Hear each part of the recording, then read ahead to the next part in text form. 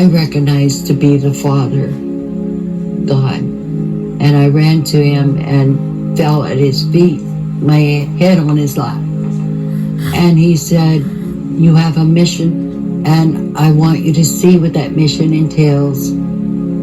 Then you must go back. I remember traveling quickly. The next thing I knew, I saw my body. I went into the body not because I wanted to, but because I was compelled to.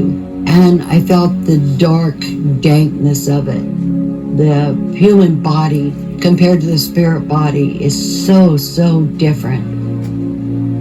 At the end of the experience, there's often a choice about whether to stay in that beautiful realm or to return to their earthly life. When that decision is ultimately made and they return to their earthly life and they recover, then they can share their near-death experience.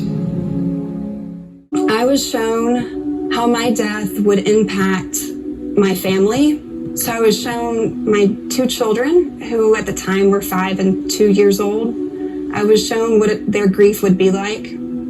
I was shown how that would impact them throughout their life, that they would miss me, but that they would be okay, that their life would thrive. Another person that really stood out was my husband's grief. That grief was, I felt it. I felt his grief like it was mine.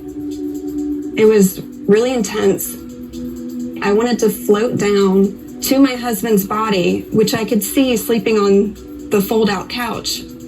I wanted to tell him that everything would be okay.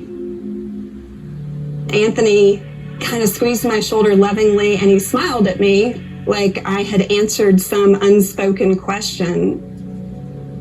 And then Anthony and the light both started going this way, and I started falling backwards into my body. Going back into my body hurt. Leaving my body did not.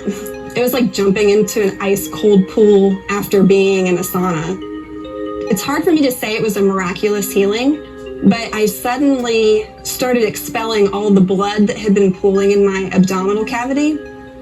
I expelled over 2 liters of blood and 800 cc's of fist-sized clots. It scared the entire nursing staff. It scared my family. I mean, it's scary when you see that much blood coming out of a person. But what was odd was that my vitals were improving. I was actually stabilizing, not getting worse.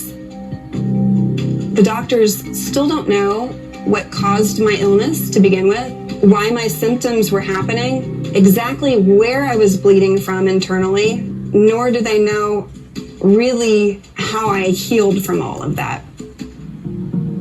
We've had people blind from birth that have highly visual near-death experiences, and that's medically inexplicable.